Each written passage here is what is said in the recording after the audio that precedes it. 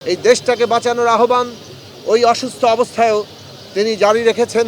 তিনি বাংলাদেশের বিরাট অংশের মানুষের কাছে দেশনেত্রী হয়ে উঠেছিলেন। স্বাধীনতা, সার্বভৌমত্ব সমুন্নত রাখতে এবং গণতান্ত্রিক ব্যবস্থা সমুন্নত রাখতে তার ভূমিকা বাংলাদেশের মানুষ স্মরণে রাখবে। এবং বিশেষভাবে ১/১১ আমলে তিনি যে দৃঢ় ভূমিকা রেখেছেন বাংলাদেশের গণতান্ত্রিক উত্তরণে, সেটা অত্যন্ত গুরুত্বপূর্ণ বিষয় ছিল।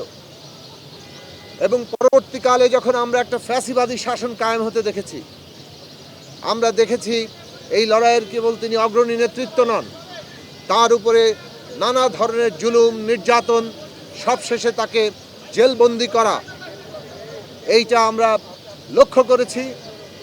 এবং এই ক্ষেত্রে তার যে অসুস্থতা এবং যে অসুস্থতার কারণেই পরবর্তীকালে আজকে তার এই মৃত্যু ত্বরান্বিত হয়েছে, সেই অসুস্থতার দায়ও এই জেল, নির্যাতন এবং দমনপীড়নের একটা জায়গা আছে।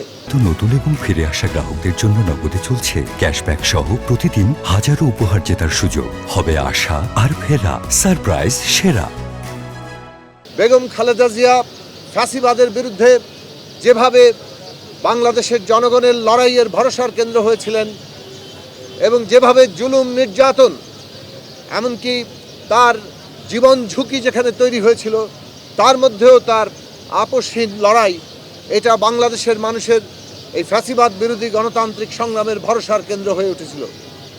তিনি বাংলাদেশের বিরাট অংশের মানুষের কাছে দেশনেত্রী হয়ে উঠেছিলেন। আমরা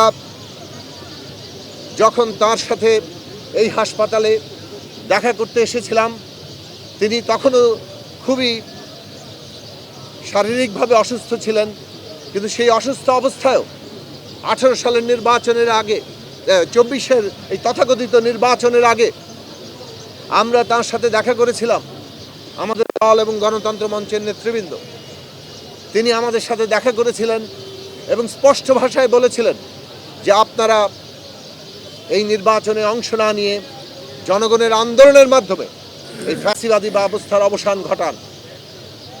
দল মত নির্বিশেষে দলের ঊর্ধ্বে উঠে জাতীয় স্বার্থকে প্রাধান্য দিন এবং দেশটাকে বাঁচান।